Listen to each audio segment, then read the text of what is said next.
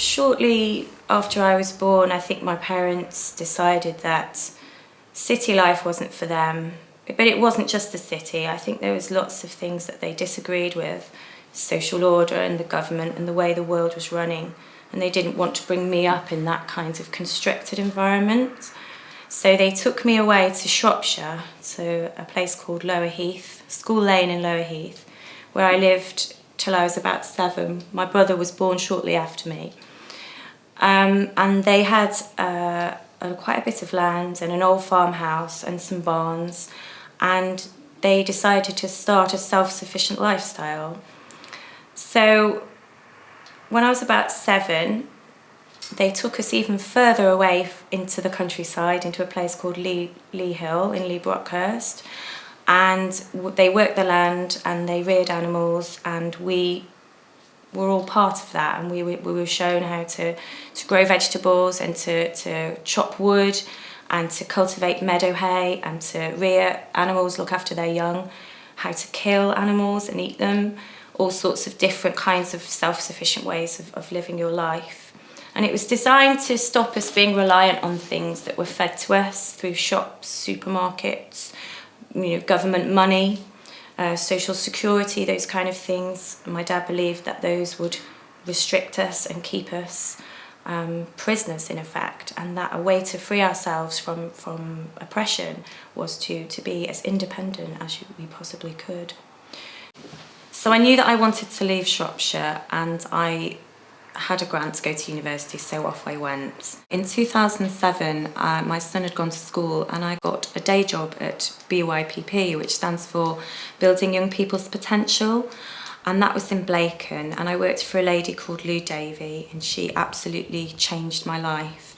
And she connected with me in a way that no other boss has ever before, and she saw in me my upbringing and my childhood and where I'd come from in my life, and she asked me if I'd like to teach horticulture.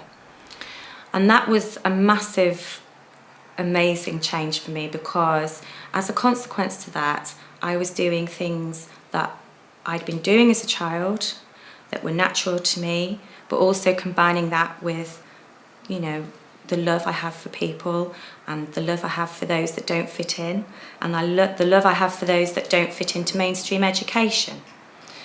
And as a consequence of all those years of my family and my work, I find myself here today at Trafford Mill, and I run my own business doing what I love with people I love. So in July 2015, me and 3 others set up a company limited by guarantee to preserve, restore and give purpose to Trafford Mill. And we're in the process of getting charitable status in the form of a building preservation trust, which is a charity that is specifically designed to, restore a building like this.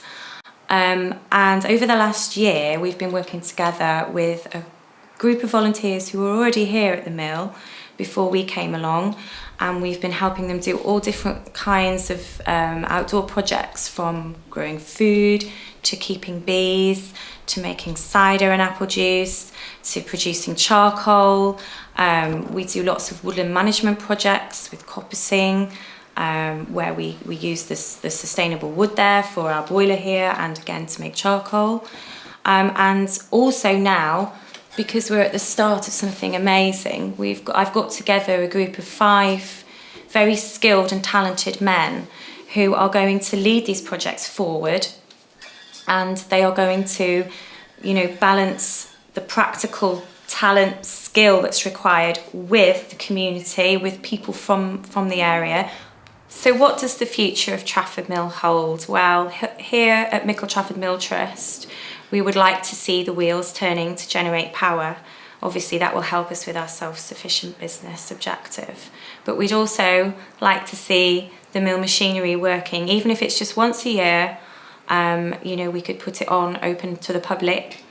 But the basic, most important thing is to restore this building to its natural, original condition. My mother taught me that you can see God in nature. And I believe that in a place like this, where nature is all around us, we can look to who we are and see who we are inside. And when people come here, they come here and they are free, and they are not bound by who they are, their past, where they've come from. They come here and they are equal with everybody else.